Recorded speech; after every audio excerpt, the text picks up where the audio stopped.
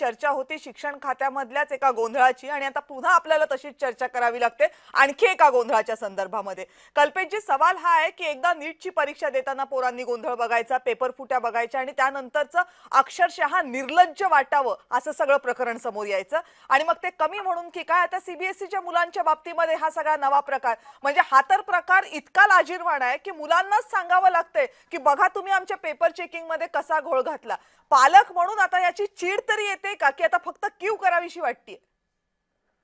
बघा, सीबीएसई बोर्डाच्या शाळेमध्ये प्रवेश घेणारे विद्यार्थी कोण आहेत हे जर समजून घेतलं तर देशभरामध्ये जे कुटुंब स्थलांतर नोकरी व्यवसायासाठी जे स्थलांतरित होतात त्या पालकाला त्या विद्यार्थ्याला आपल्याला देशभरामध्ये कुठली शाळा अवेलेबल होऊ शकते तर देशभरामध्ये ज्या सीबीएसईच्या 33,000 शाळा ज्या आहेत तिथे आपल्याला सहजतेने आपल्याला प्रवेश घेता येईल या आशेने तो तिथे प्रवेश घेतो।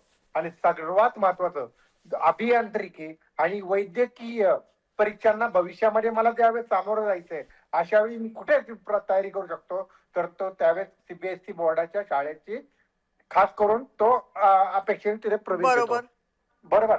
मग अशा वेळी ज्या घटना घडतात या अन्यायकारक जे निर्णय होतात या निर्णयाचा जो कोण बली होणार आहे तर तो हा पालक हा विद्यार्थी होणार आहे।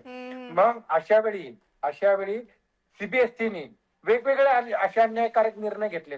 मग डिजिटल मूल्यमापन गोंधळ असेल, पुनर्मूल्यांकन बंदी असेल, ग्रेस मार्क धोरण त्याची अचानकपणे रद्द करणे असेल, अशा वेगवेगळ्या जे धोरण कधी अचानकपणे बदल केले याचा थेट परिणाम विद्यार्थी आणि पालकाच्या गुणांवरती झालेला आहे।